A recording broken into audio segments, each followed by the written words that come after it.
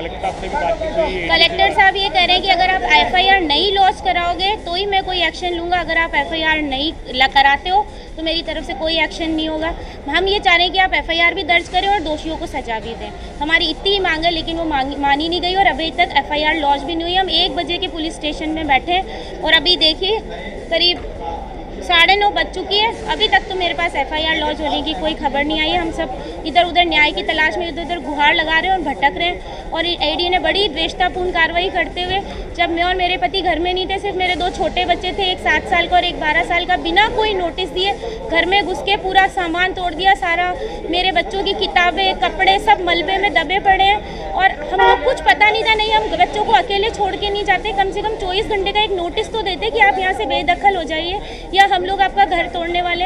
इन्होंने ऐसा कोई नोटिस नहीं दिया और बहुत ही गुंडागर्दी की तरीके से घर में घुसा है। हमें ये भी नहीं पता था कि ये जो तोड़ रहे हैं एडीए वाले हैं। हमें लगा पता नहीं ये कौन है जो आके हमारा घर तोड़ रहे हैं। अजमेर के पंचशील इलाके में प्राइवेट डॉक्टर के घर पर अजमेर विकास प्राधिकरण की ओर से ध्वस्त करने की कार्रवाई को अंजाम दिया गया। इस दौरान 2 अजमेर विकास प्राधिकरण के अधिकारियों और जवानों पर मारपीट का आरोप लगाया और इस कार्रवाई को गलत ठहराया। डॉक्टर कुलदीप शर्मा की पत्नी सावित्री शर्मा ने बताया कि 2021 में उन्होंने पंचशील स्थित एक 400 वर्ग गज प्लॉट खरीदा था, लेकिन उन्हें 96 गज का और आवंटन कर दिया गया, जिसकी उन्हें जानकारी नहीं थी और उन्होंने मकान बना लिया। लेकिन 4 साल बाद अजमेर विकास प्राधिकरण ने अपनी गलती को सुधारने के लिए उनके मकान पर बुलडोजर चला दिया, जिसकी भी उन्हें जानकारी नहीं थी। इस दौरान उनके बच्चे और सारा सामान वहीं मौजूद था। जब उनके पति कुलदीप वहां पहुंचे तो पुलिस कर्मियों ने उन्हें रोकने पर मारपीट की और उन्हें वहां से क्रिश्चियन गंज थाने लाया गया, जिसके चलते विवाद बढ़ गया। इस मामले की जानकारी के बाद एडीएम सिटी एडिशनल एसपी मौके पर पहुंचे और हालातों का जायजा लिया गया। साथ ही इस मामले को लेकर प्राइवेट डॉक्टर एसोसिएशन ने भी अपना विरोध जाहिर किया और ब्राह्मण समाज ने इस मामले में कड़ी कार्रवाई की मांग की है। वहीं परिजनों और डॉक्टर ने इस मामले में एड का पट्टा देने और पैसे चुकाने के बावजूद मारपीट करने वाले अधिकारियों और जवानों पर त्वरित कार्रवाई करने के साथ ही उन्हें सस्पेंड करने और जल्द फिर दर्ज करने की मांग की है। लेकिन देर रात तक कोई समझौता नहीं होने पर डॉक्टर एसोसिएशन ने लगातार बातचीत के बाद कोई समाधान नहीं निकलने पर शुक्रवार को अजमेर में प्राइवेट डॉक्टर का संपूर्ण कार्य बहिष्कार करने का आह्वान किया है। वहीं इस मामले में ब्राह्मण समाज की ओर से भी रैली निकालकर ठोस कार्रवाई की मांग की जाएगी। कलेक्टर साहब ये कह रहे हैं कि अगर आप एफआईआर नहीं लॉन्च कराओगे तो ही मैं कोई एक्शन लूँगा, अगर आप एफआईआर नहीं कराते हो तो मेरी तरफ से कोई एक्शन नहीं होगा।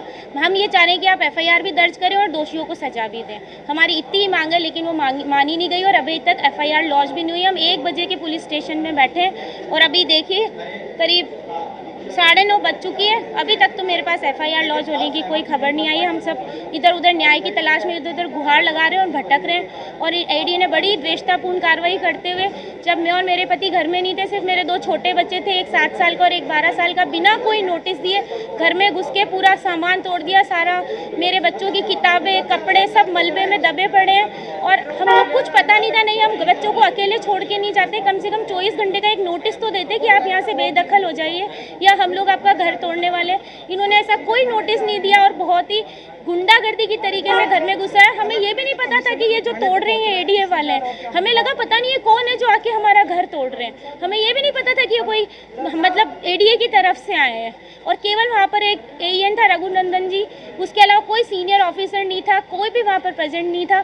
और वो और 20 जनों के साथ आके मेरे हस्बैंड के साथ बहुत बुरी तरह मारपीट की, मेरे साथ हाथापाई की, बच्चों को डरा धमका के साइड कर दिया और पूरा सामान तोड़कर चले गए। क्या आश्वासन मिला है? हमें अभी कोई आश्वासन नहीं मिला है। बोला बस कि आप या तो एफआईआर करा लो या हमसे कार्रवाई करा लो, दोनों चीज़ एक साथ नहीं होगी। क्या गलती बताइए आप? हमने पूछा तो बोले हमारी कोई गलती नहीं है, सारी गलती एडीए की तरफ की थी। हमने चार्जशीट दे दी है जेईएन को, और जिस जेईएन को चार्जशीट दी उसी को हमारा घर तोड़ने भेज दिया। आपकी क्या गलती बताइए, क्यों तोड़ा गया है? हमारी कोई गलती नहीं, बोले गलती तो एडीए से ही हुई है। बोले हम आपको पैसे रिफंड कर देंगे उस ज़मीन के। हमने कहा हम घर बना के रह रहे हैं, आप 4 साल पुरानी रेट से रिफंड कर रहे हो, और फिर घर का कौन देगा? हमने बैंक में जो ब्याज भरा वो कौन देगा? और हमको चाहिए ही नहीं, हम तो अपने घर में सुकून से रहना चाहते हैं। हमको ज़मीन, वो कहते हैं आप एडीए ने, हमने एडीए से ही ज़मीन खरीदी, अब एडीए वाले करें कि हमसे गलती हो गई आपको मतलब ज़मीन देने में, तो आप हमसे हमें ज़मीन वापस दे दो, और 4 साल पहले आपने जो पैसे दिए थे वो वापस ले लो, जो हम नहीं चाहते, क्योंकि हम घर बना चुके हैं, हम उसमें रह रहे हैं। हम क्यों ज़मीन वापस दें? हमने एडीए से ही खरीदी थी, तो क्या ऐसे एडीए अपनी मतलब बेची हुई ज़मीन को क्या कभी भी वापस ले सकता है क्या? ऑक्शन में खरीदी थी हमने एडीए से। प्राइवेट एसोसिएशन का क्या कदम रहेगा? कल प्राइवेट एसोसिएशन हमारे डॉक्टर्स के विरुद्ध जो ये अत्याचार किया गया है, जो उनके ऊपर अमानवीय मारपीट की गई है और उनके ऊपर जो विरोध किया गया है, उसके विरुद्ध कल स्ट्राइक रहेगी, और आगे की जो कार्रवाई होगी वो कल हमारी स्ट्राइक में जीबीएम होगी, उसके बाद डिसाइड किया जाएगा। लेकिन कल हमारी स्ट्राइक है। क्या क्या मांगे हैं? हमारी मांग है कि उनको सस्पेंड किया जाए और उनके विरुद्ध एफआईआर किया जाए। नहीं तो केवल प्राइवेट ही रहेंगे या सरकारी? सरकारी अभी टोकन पे है, फिर सरकार हमसे साथ मिलके कल तक डिसाइड करेंगे कि बाकी वो लोग भी आ रहे हैं क्या। कलेक्टर साहब से बात हो रही है लंबे समय से, कोई चर्चा हुई? इस चीज़ में चर्चा हुई, लेकिन थोड़े से मिसकंसेप्शन थे, तो बहुत अच्छा बातों में हमें कुछ रिजल्ट नहीं मिला, हमें कोई संतोषजनक जवाब नहीं मिला कि उनके विरुद्ध कुछ कार्रवाई ज़्यादा की जा रही है।